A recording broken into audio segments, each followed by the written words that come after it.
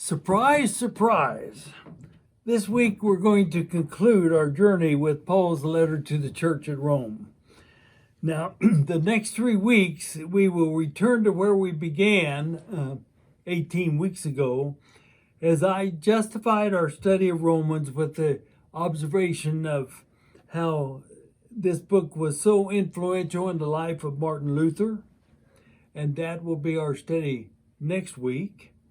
Then the following week, we're going to explore the influence of this book in the life and work of John Wesley, the founder of the Methodist movement.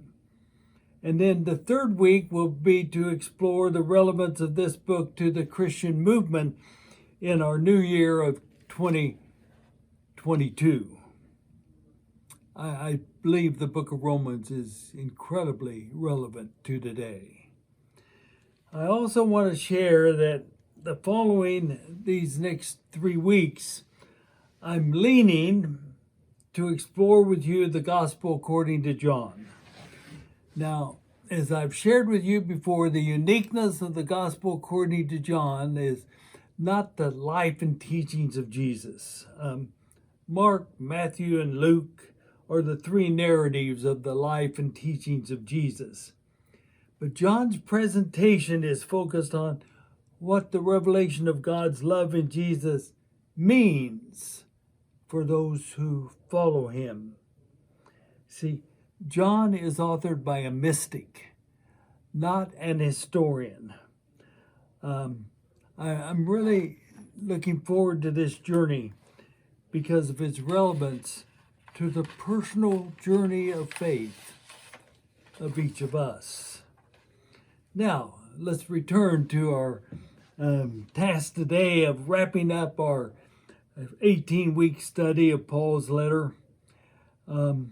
These last 2 chapters, 15 and 16, include Paul's personal reflections interspersed with 3 urgent messages for the church in 60 AD.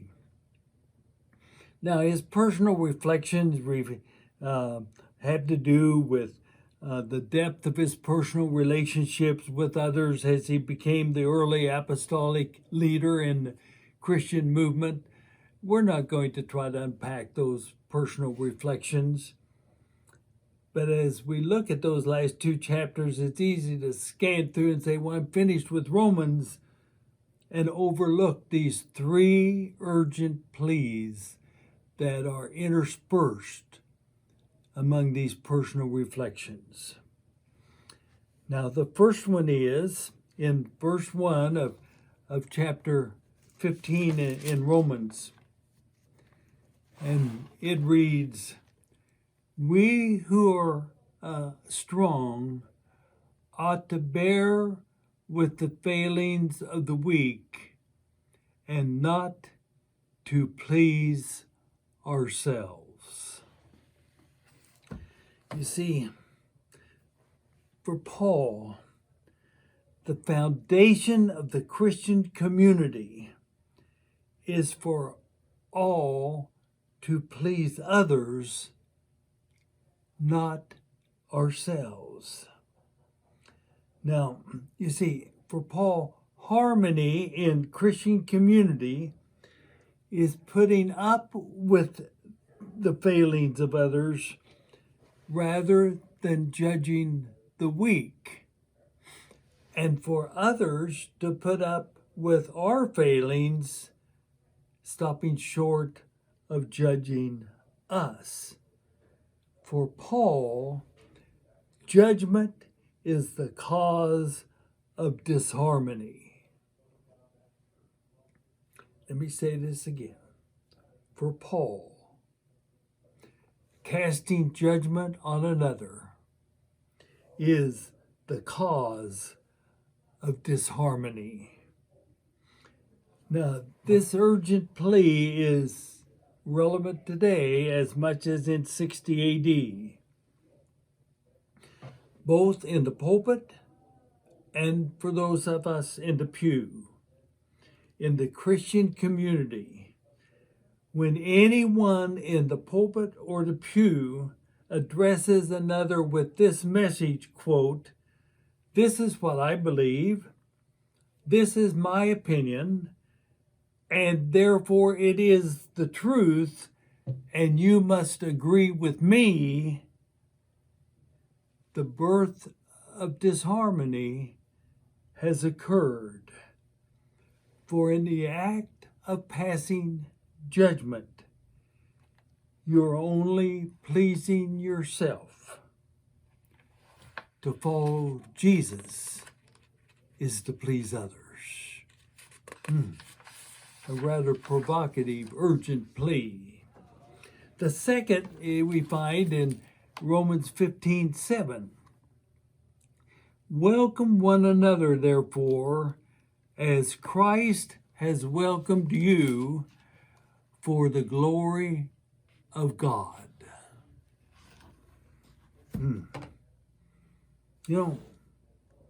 Christian community is welcoming all. Now, all included Gentile and Jew in 60 AD. But this included every child of God.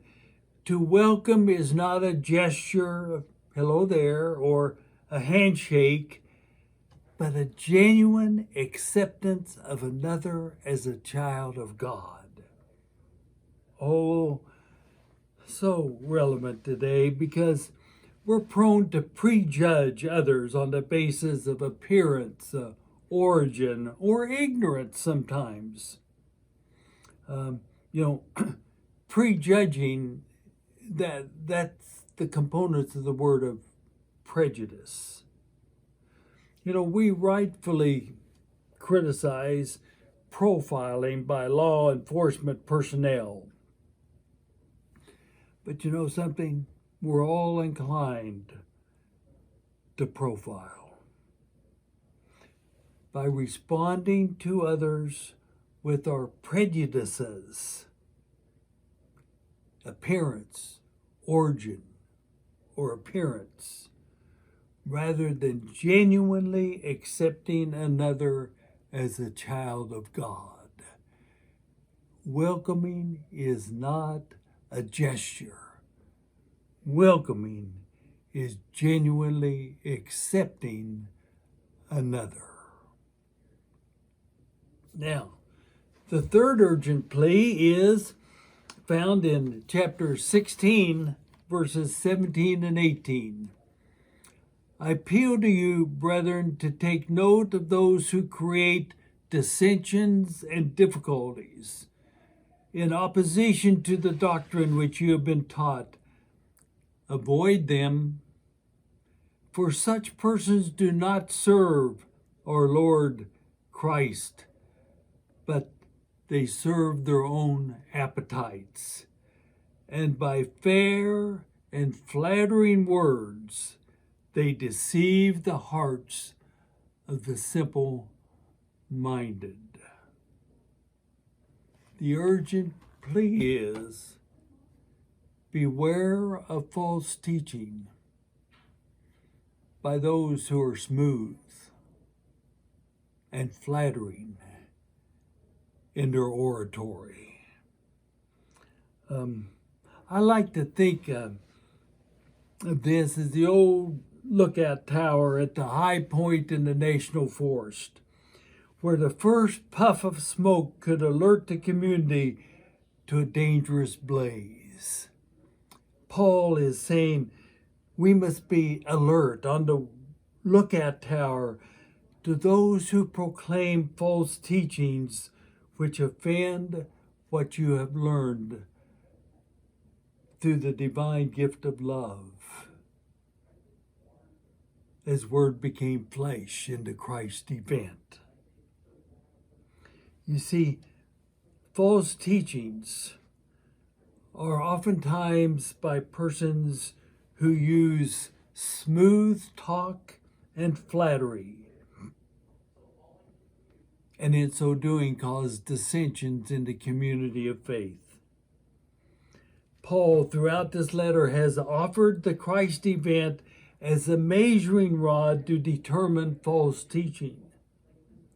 This again is so relevant today for the community we must not be led astray by smooth talk and flattery, for that is the first indication, the puff of smoke, of the dangerous blaze that is yet to come.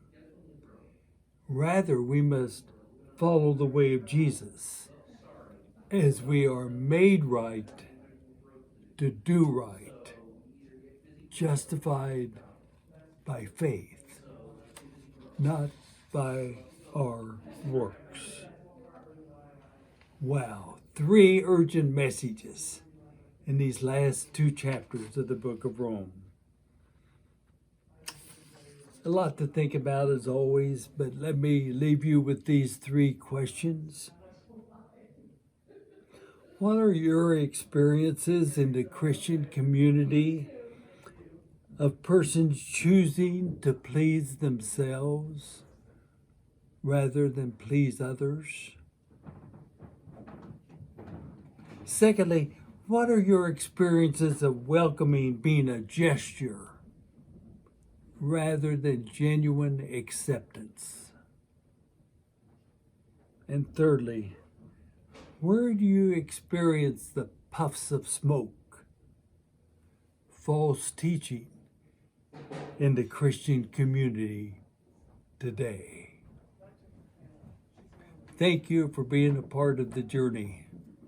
I hope it has enabled you as it has enabled me to grow in my understanding of Paul and my understanding of what the gift of divine love has meant in my life in relationship